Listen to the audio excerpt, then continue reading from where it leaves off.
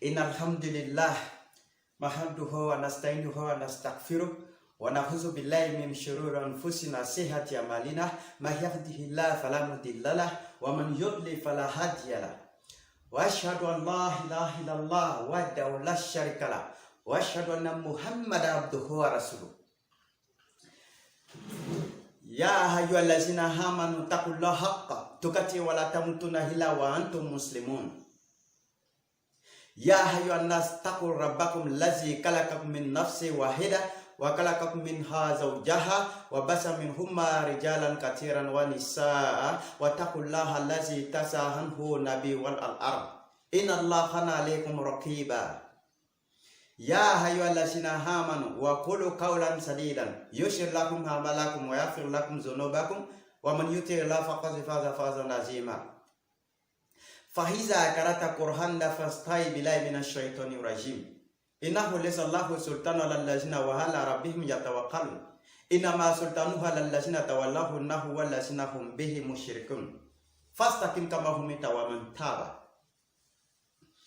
بسم الله الرحمن الرحيم والسماء والطارق وما أدراك ما الطارق النجم الثاقب إن كل نفس لما عليها حافظون فلينظر الإنسان مما خلق من ماء دافق يخرج من بين الصلب والترائب إنه على رجعه لقدير يوم تبلى السرائر فما هو من قوة ولا نشر واسمه ذات الرجع والتي ذات صدر إنه لقول فصل وما هو بالهزل إنهم يكيدون كيدا وكيد كيدا فمهل الكافرين منهم رويدا.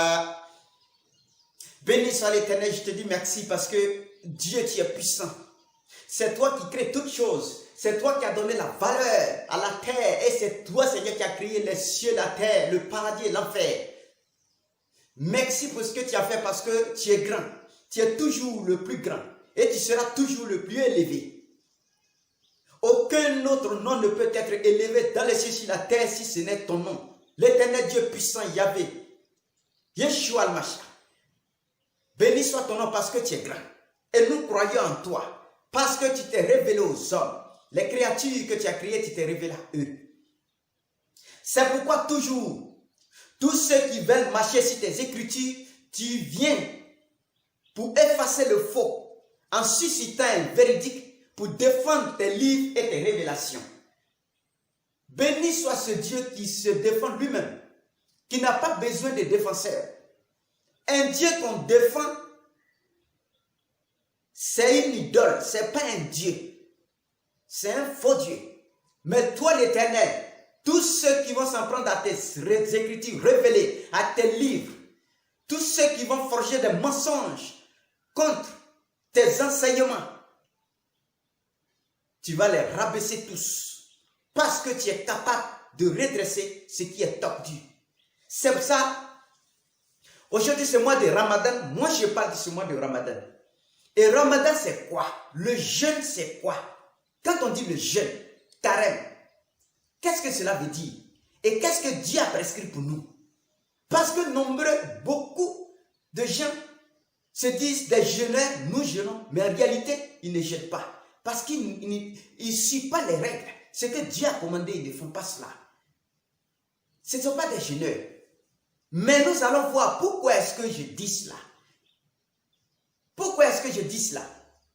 Dieu lui-même dit que le Coran a été révélé pendant la nuit du destin. Et la nuit du destin se trouve où? À quelle période On peut voir la nuit du destin. Est-ce du début du mois de Ramadan, du milieu ou les 10 derniers jours? Voilà ce qu'il faut regarder et étudier pour comprendre ce que Dieu a révélé pour ses serviteurs. C'est pourquoi nous partons avec le Coran. On va citer un peu pour aller un peu plus vite parce que je ne sais pas si je pourrais épuiser ce thème-là. Parce qu'il y a tellement de choses à dire. Mais nous partons avec le Coran. Sourate 97, versets 1 à 5. Sourate 97, versets 1 à 5. Qu'est-ce que Dieu nous dit?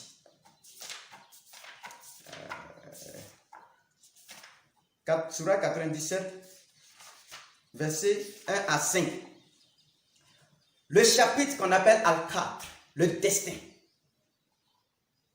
Dieu nous dit, nous l'avons certes fait descendre pendant la nuit du décret. C'est le Coran. Et qui te dira ce que c'est que la nuit du destin. La nuit du destin est meilleure que 1000 mois. Durant celle-ci descendent les anges ainsi que l'esprit, par permission de leur Seigneur pour tout ordre. Elle est paix et salut jusqu'à l'apparition de l'aube. Donc Dieu nous informe en disant qu'il a révélé le Coran, les premières révélations du Coran. Ikra, Bismi Rabbika Allazi Khalaq. Lis au nom de ton Seigneur qui a créé l'homme d'une adhérence. Ces premiers versets-là sont descendus dans la nuit du 19 au 20 Ramadan, pendant que le prophète était en retraite spirituelle sur une montagne, dans une grotte, parce qu'il jeûnait. Mais quel jeûne qu'il faisait? Il faisait quel jeûne? Parce qu'à cette époque-là, la révélation des versets sur le jeûne n'est pas encore arrivée. Lui-même, il ne savait même pas qu'il allait être messager de Dieu au prophète. Mais il suivait des rites. Et quels rites? C'est parce qu'il a eu connaissance de cette Bible-là. L'Ancien Testament et le Nouveau Testament, il sait que les prophètes et des hommes vertueux ont jeûné pour plaire à Dieu. Lui, parce qu'il savait que Dieu était en train de le préparer. Et il était là-bas. La nuit du 19 au 20 du mois de Ramadan, c'est là que les premiers versets sont descendus et l'ange Gabriel s'est tenu devant lui. Pour lui dire, lis. Il dit, je ne peux pas lire, je ne sais pas lire. Et s'il y a une date, qu'est-ce que Dieu nous dit dans le Coran? Sourate 2, verset 183, sur le jeûne. Quand arrivé à Médine, Dieu a révélé les versets concernant le jeûne maintenant.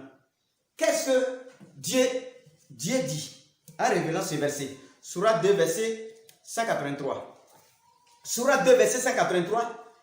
Dieu Allah Tout-Puissant lui-même, il dit, croyant, le jeûne vous est prescrit comme il le fut à vos devanciers, afin que vous prémunissez. Je relis pour que vous compreniez.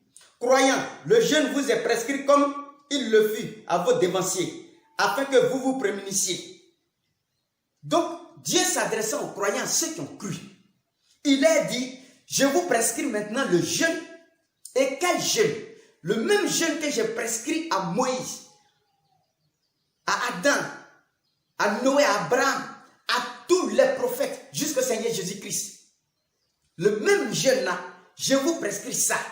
Mais, d'une génération ou d'une communauté à une autre, Dieu facilite certaines choses, selon leurs conditions. Et voilà que Dieu lui-même dit, c'est le même type de jeûne que je vais prescrire pour vous. Ce n'est pas différent. Parce que les principes chez moi ne changent pas. Donc, comment est-ce que nous pouvons comprendre le jeûne de Moïse, le jeûne de Daniel, David, Salomon, tous les autres prophètes, comment est-ce qu'ils jeûnaient? Et nous allons rentrer dans la Bible pour voir. C'est pour cette raison que le Coran dit toujours, croyez aux livres qui ont précédé le Coran. Croyez aux livres révélés avant le Coran. Mais un fanatique qui ne croit pas à la Bible, comment est-ce qu'il peut comprendre ce verset? Je vous prescris le jeûne comme je l'ai fait pour la génération passée. Comme les gens du livre, je vous prescris le même type de jeûne. Et comment eux jeûnaient? On va partir avec Exode 34, verset 27-28.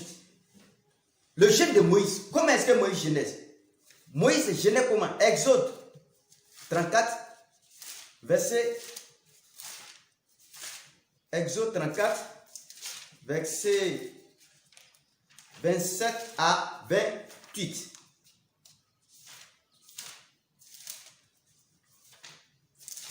Moïse, voilà, verset 27 à 28. Moïse lui-même va témoigner. Il dit, l'Éternel dit à Moïse, écris ces paroles, car c'est conformément à ces paroles que je traite alliance avec toi et avec Israël. Moïse fut là avec l'Éternel 40 jours et 40 nuits. Il ne mangea point de pain et il ne but point d'eau. Et l'Éternel écrivit sur les tablettes les paroles de l'alliance, les 10 paroles. Voilà le jeûne de Moïse. Moïse demeura 40 jours et 40 nuits sans manger. Voilà son jeûne. Mais si nous partons dans le jeûne de Ezra, nous allons voir Ezra 8, 21 à Ezra 8, 21 à 23. Esdras 600. Esdras 8, verset 21. Qu'est-ce que Esdras? Il y a un grand sacrificateur dans ce temps. Il connaissait le jeûne. Donc nous partons, il dit, là près du fleuve d'Ahava, je publiai un jeûne d'humiliation devant notre Dieu, afin d'implorer de lui un heureux voyage pour nous, pour nos enfants et pour tous ceux qui nous appartenaient. J'aurais eu honte de demander au roi une escorte et des cavaliers pour nous protéger contre l'ennemi pendant la route, car nous avions dit au roi, la main de notre Dieu est pour leur bien sur tous ceux qui le cherchent, mais sa force et sa colère sont sur tous ceux qui l'abandonnent. C'est à cause de cela que nous jeûnâmes et que nous invoquâmes notre Dieu et il nous exauça.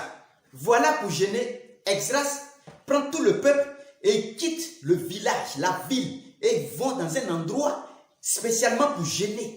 Un jour spécialement pour Dieu, pour que Dieu les protège. Parce que quand on doit jeûner, soit tu vas accomplir une mission et tu jeûnes, ou soit tu es dans les problèmes et tu veux que Dieu résolve tes problèmes, tu peux te mettre en jeûne pour que ton concours la réussisse, pour que vraiment ce que tu veux faire la réussisse. Mais il y a le jeûne qu'on fait là, de ramasser pas pour vous pardonner péché.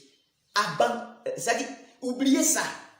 Le jeûne de Ramadan, ce n'est pas fait pour pardonner les péchés. Mais c'est fait en guise de reconnaissance à notre Seigneur de nous avoir donné le Coran comme guide de lumière pour le monde musulman. Voilà. Et non pas pour pardonner le péché. Quand on regarde après Esdras, on va dans Esther. Esther, chapitre 2. Esther nous a rapporté, si nous voyons le chapitre de Esther, Esther 4, verset 15 à 17. Esther, chapitre, Esther, voilà. Esther, chapitre 4, verset 15 à 17. Esther 4, verset 15 à 17. Esther envoya dire à Mardoché, va, rassemble tous les Juifs qui se trouvent à Suisse et jeûnez pour moi, sans manger ni boire pendant 3 jours, ni la nuit, ni le jour. Moi aussi je jeûnerai de même avec mes servantes, puis j'entrerai chez le roi, malgré la loi. Et si je dois périr, je périrai. Mardoché s'en alla et fit tout ce qu'Esther lui avait ordonné. Jeûner 3 jours, 3 nuits sans manger. Et là, c'est jeûne sec. Ça dit continuer. Mais nous, là, les musulmans ne pouvaient pas tenir. Les arabes ne pouvaient même pas tenir avec ça. Donc Dieu a facilité d'y manger jusqu'à la nuit. C'est jusqu'à la nuit que vous allez rompre le jeûne. Et non pas pressé à 17h et puis on coupe le jeûne, à 18h, on coupe le jeûne. On regarde les montres seulement. Nous continuons. Dans Psaume 35, versets 11 à 13. Psaume de David, Psaume 35. Comment David jeûnait? Psaume 35.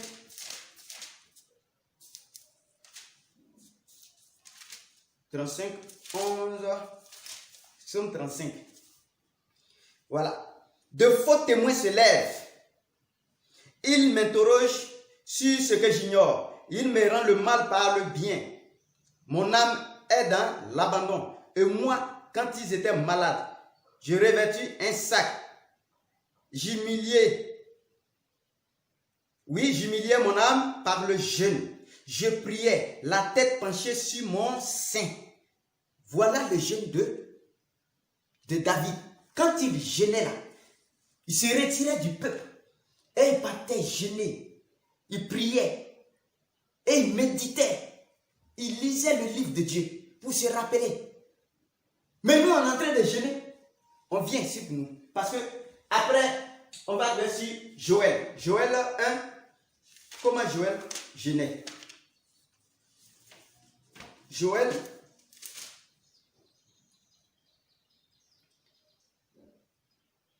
12:65.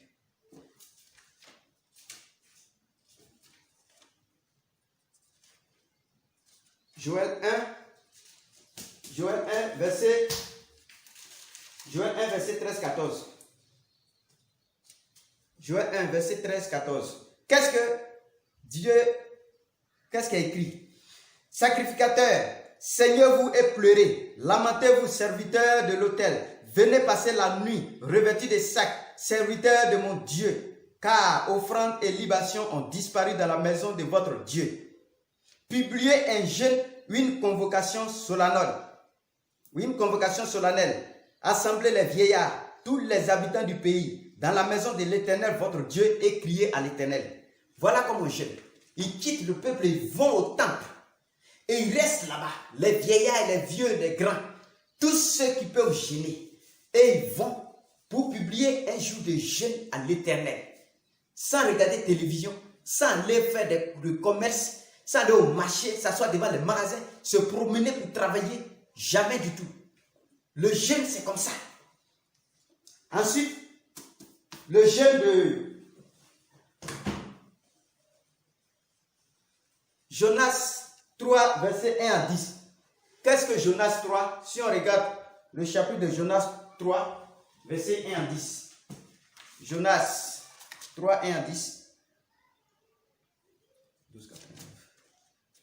Jonas 3, 1 à 10.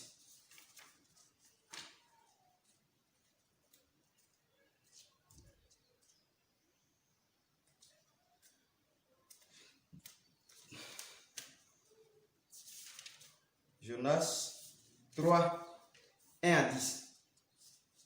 Qu'est-ce qui s'est passé? Les paroles de l'Éternel furent adressées à Jonas une seconde fois en ces mots. Lève-toi, va à Ninive, la grande ville, et proclame-y la publication que je te donne.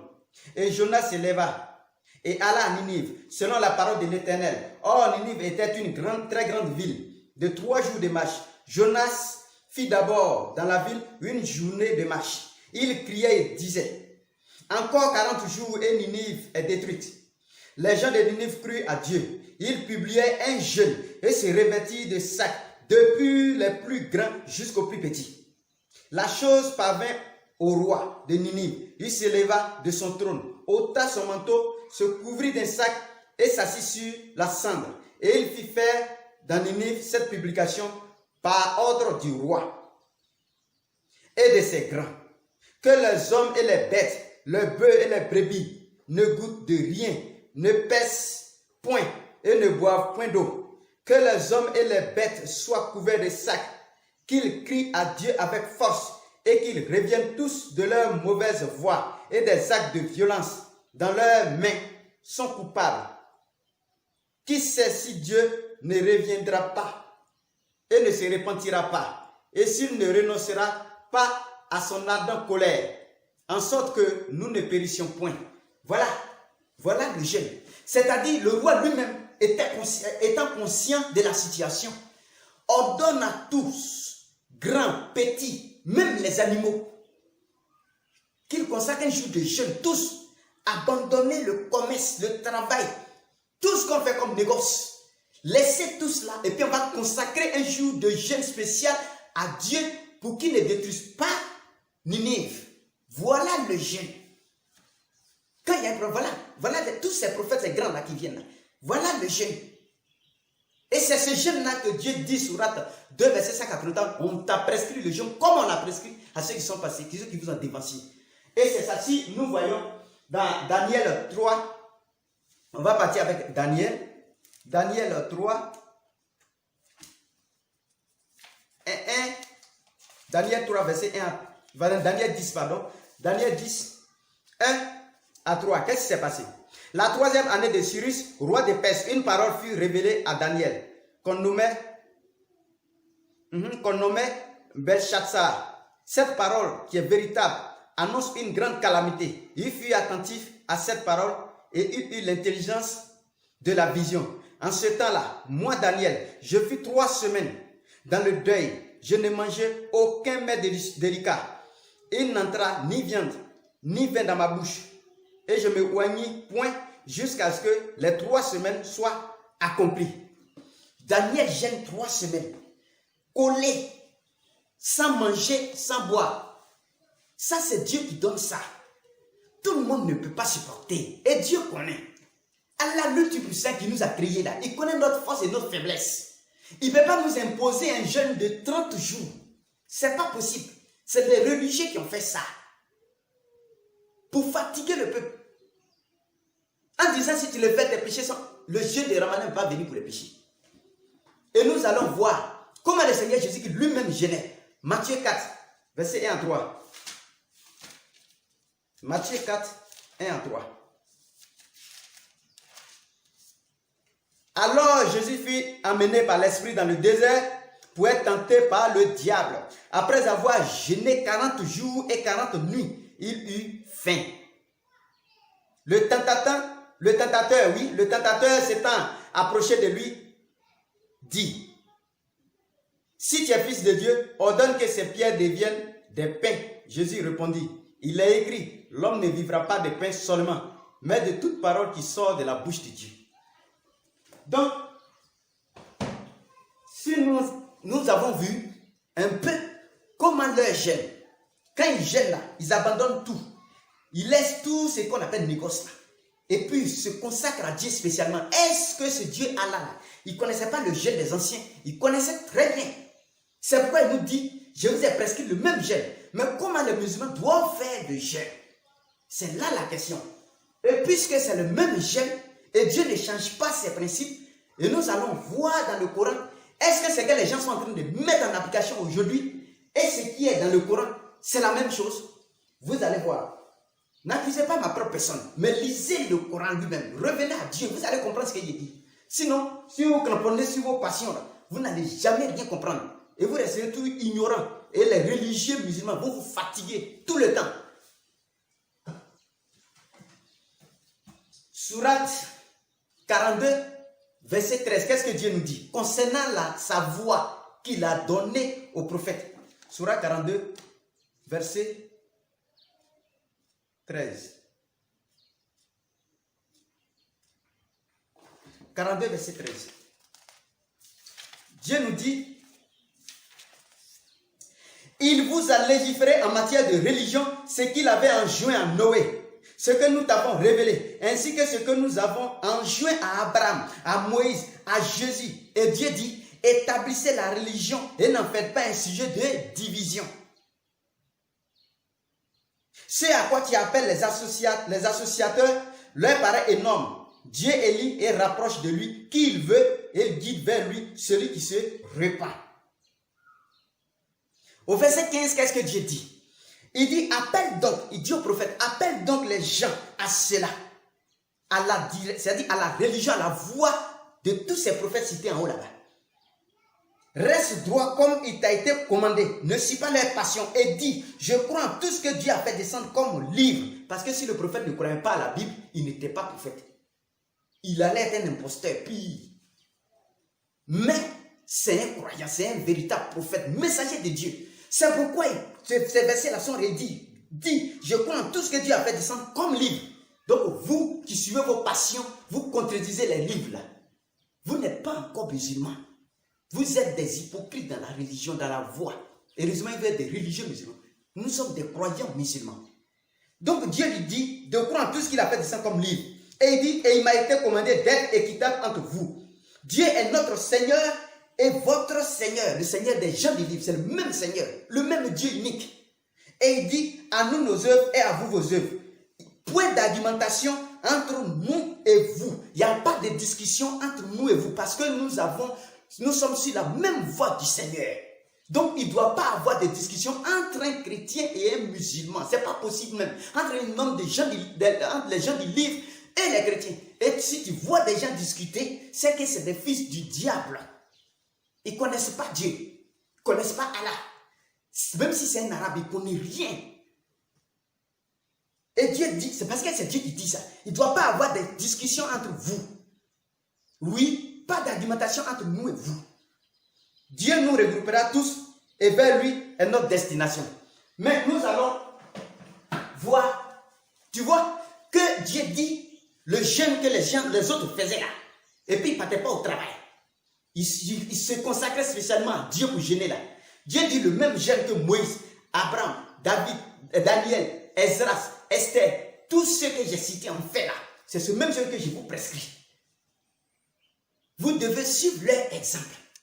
Parce que ce sont vos dévanciers dans la voie. Oui. Mais comment ça doit se faire? Est-ce que Dieu change sa façon de faire? Et il dit que c'est la même religion qu'on a donnée aux autres là. C'est la même religion, c'est la même voie que je vous ai donnée, vous musulmans. Donc vous devez pratiquer la même chose. Alors, pourquoi Dieu ne change pas? Sourate 35, verset 43. Sourate 35, verset 43. Tu vas voir si Dieu change ce qu'il fait. Il ne change pas le jeûne. Sourate 35, 43. 35, verset 43. Qu'est-ce que Dieu dit? Dieu dit, par orgueil sur terre et par manœuvre perfide. Cependant, la manœuvre perfide n'enveloppe que ses propres auteurs. Attendent-ils donc un autre sort que celui des anciens? Or, Dieu dit, or, jamais tu ne trouveras de changement dans la règle de Dieu et jamais tu ne trouveras de déviation dans la règle de Dieu. Voilà. Donc, Dieu ne change pas ses règles. Ces règles sur le jeûne, là, ça reste la même chose. Nous, on vient jeûner ici. On achète des dits, on s'en roule taxi. On s'en roule baga. On s'en va vendre dans les magasins. On s'en va dans les grès pour causer qu'on n'a rien à faire. On passe notre temps à dormir. Tout cela nous fait passer le temps. Ça, ce n'est pas un jeûne. On appelle ça régime alimentaire. Il faut boire en même temps, ça vaut mieux. Va manger. C'est pour ça qu'il y a des gens qui jeûnent à Cocody, ils vont manger à Bobo. Ils boivent l'eau parce que tellement travail le soleil dur sur lui. Jeûner pour aller se promener, tu as vu ça où? Ce n'est pas un jeûne. On ne jeûne pas pour travailler, pour faire autre chose que le jeûne. Et le jeûne de Ramadan, ce n'est pas 30 jours. Et on va venir. Les versets sont là, ce n'est pas moi. Tout ce que vous avez tordu là, on doit redresser ça. Vous fatiguez les croyants, vous fatiguez les musulmans. Tous ces religieux musulmans, vous les fatiguez. Avec de longs discours. Et puis il n'y a rien dedans. On va partir, sourate 2, verset 185. Dieu a révélé le Coran en quel mois? Et qu'est-ce qu'il a ordonné? Qui sont ceux qui doivent gêner? Il va dire ça là-bas. Sourate 2, 185. 185. On vient doucement. Voilà. Après avoir dit en haut là-bas, au 183, oh le jeûne vous est prescrit comme il le fut à vos dévanciers, afin que vous vous prémunissiez. Au verset 185, il dit, le mois de Ramadan est celui au cours duquel le Coran fut révélé pour servir de bonne direction aux hommes. Vous voyez, c'est pourquoi le Coran est descendu. J'ai dit, sourate 97, verset 1 à 5, nous avons révélé le Coran pendant la nuit du destin. Et la nuit du destin se trouve dans les derniers jours, les 10 derniers jours du mois de Ramadan. Et c'est à partir du 20e jour là qu'on doit jeûner. Ce n'est pas à partir du premier. Mais tellement les religieux veulent fatiguer les gens.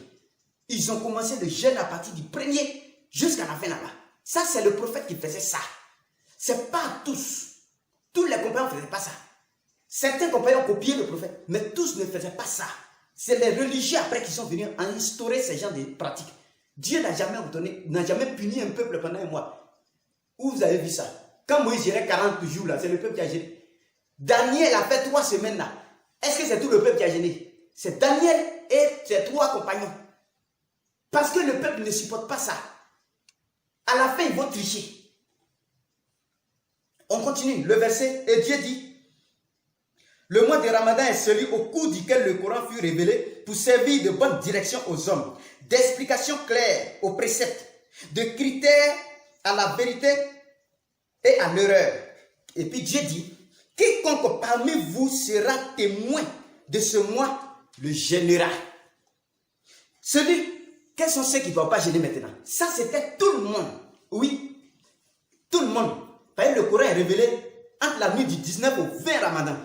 Donc Dieu dit, en guise de reconnaissance, vous allez jeûner à partir du jour où j'ai révélé le Coran.